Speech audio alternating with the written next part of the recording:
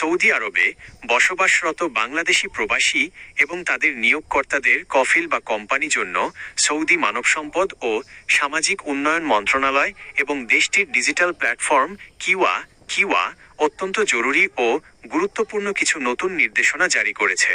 রিয়াদে অবস্থিত বাংলাদেশ দূতাবাসও প্রবাসীদের এই নিয়মগুলো কঠোরভাবে মেনে চলার অনুরোধ জানিয়েছে।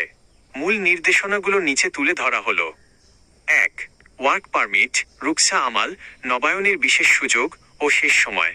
সৌদি সরকার সেই সব প্রবাসী কর্মীদের জন্য একটি বড় সুযোগ দিয়েছে যাদের ওয়ার্ক পারমিট বা কাজের অনুমতিপত্র দীর্ঘদিন ধরে মেয়াদোত্তীর্ণ।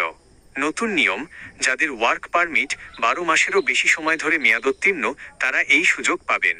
পাশাপাশি যে সমস্ত কোম্পানির ব্যবসা গত 6 মাসের বেশি সময় ধরে বন্ধ রয়েছে এবং কর্মীর পারমিট নবায়ন করেনি তারাও এর আওতাভুক্ত হবেন।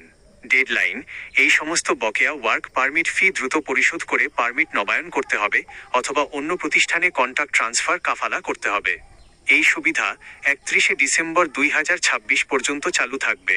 এরপরে আইনি ব্যবস্থা ও অতিরিক্ত জরিমানা করা হবে। 2.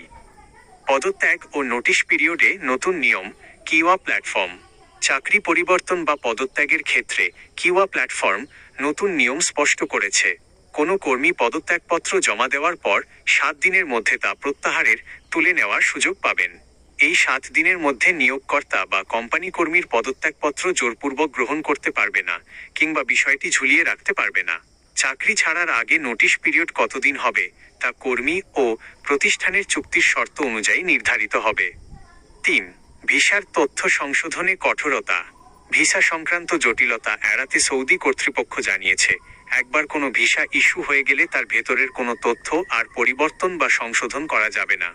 যদি আবেদন করার সময় কোনো ভুল তথ্য দেওয়া হয়ে থাকে তবে বর্তমান ভিসাটি বাতিল করে সম্পূর্ণ নতুন করে সঠিক তথ্য দিয়ে আবেদন করতে হবে। 4. সোশ্যাল মিডিয়া ব্যবহারে কড়াকড়ি ও দূতাবাসের সতর্কতা। বাংলাদেশ দূতাবাস থেকে সৌদি প্রবাসী বাংলাদেশিদের জন্য বিশেষ সতর্কবার্তা দেওয়া হয়েছে। সৌদি আরবের স্থানীয় আইনকে সম্পূর্ণ শ্রদ্ধা জানাতে হবে। সামাজিক যোগাযোগ মাধ্যমে ফেসবুক, ইউটিউব, টিকটক সৌদি আরবের আইন শৃঙ্খলা বা যে কোনো স্পর্শকাতর বিষয়ে কোনো ধরনের ছবি, ভিডিও আপলোড, গুজব ছড়ানো বা শেয়ার, লাইক ও কমেন্ট করা থেকে সম্পূর্ণ বিরত থাকতে বলা হয়েছে।